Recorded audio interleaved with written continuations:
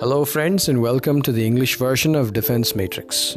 As you probably well know, China and Pakistan are conducting a joint air exercise close to the Gujarat border in what's called Shaheen 9.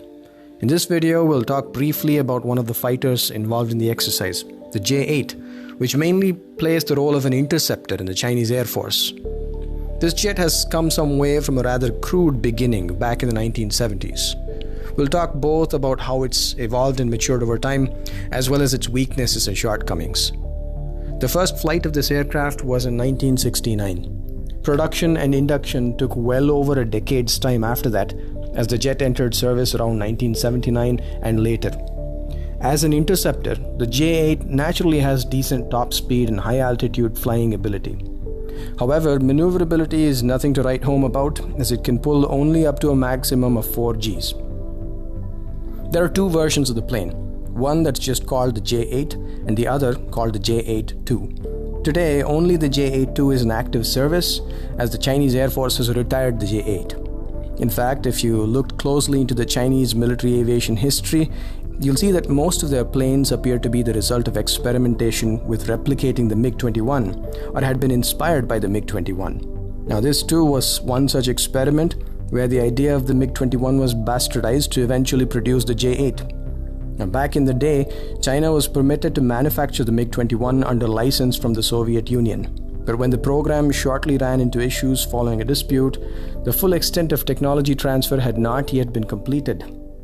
Regardless, China marched on with efforts to build the J-7 with whatever technology and expertise that they'd managed to obtain by then. Of course, the J-7s of the time were naturally inferior to the MiG-21. In the mid-60s, when it was seen that the J-7 did not have the capability to intercept fighters or spy planes flying at high altitudes, the plan to build the J-8 was initiated. But at the time, China had neither the requisite know-how nor the experience required to build such an aircraft. Instead, the J-7, which by itself was a copy of the MiG-21, was made wider, its air intakes were enlarged, and it was fitted with 2 engines. The result was a particularly cringeworthy imitation of the MiG-21. Now, for all of the fans of the MiG-21 out there, the J-8 might be somewhat difficult to process. Now, initially, a fixed nose and air intakes on the sides were envisioned.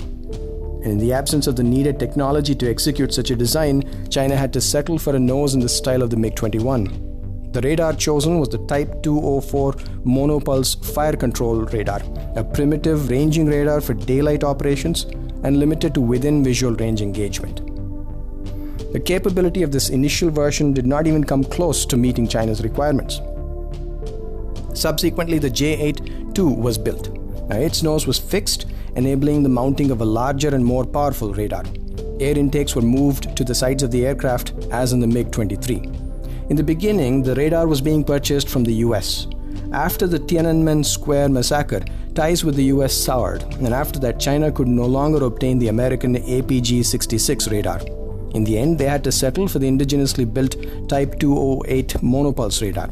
Now, this radar had a modest range of only 40 kilometers and could only support within visual range weapons. Well, but eventually a number of other iterations and versions were developed over time. Now, consider the modern version, the J-8-2, which was showcased only relatively recently in 2006.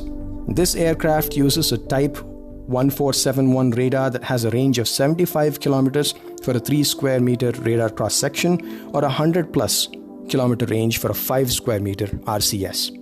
Now, this is a multi-mode radar that supports air-to-air, air-to-ground, and air-to-sea operations. It can track 10 targets at a time and engage 2. It works on the basis of indigenous technology, both the geospatial navigation system as well as the data link. It's well connected, and mission information can easily be fed from ground stations.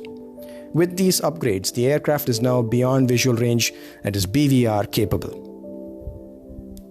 The latest version, the J-8DF, can fire an active radar homing capable missile, the PL-12. Now, speaking of its basic performance parameters, the maximum speed is Mach 2.4, combat radius is set to be around 900 kilometers with an external drop tank, and service ceiling is about 59,000 feet. However, maneuverability remains modest. It can pull up to a maximum of only 4.7 Gs. The thrust-to-weight ratio is a mere 0.74. However, in its role as an interceptor, this is rather the norm. Overall, the Chinese Air Force has about 200 J-8s in service. Now, with changing times and in the context of modern warfare, the exclusive role of an interceptor appears to be on its way out. China's J-8 does not fit modern warfare very well, and it's highly likely that China is looking to retire these aircraft sooner or later. Now, with this, we come to the end of the video. Please take a moment to like the video and subscribe to our channel. Jai Hind.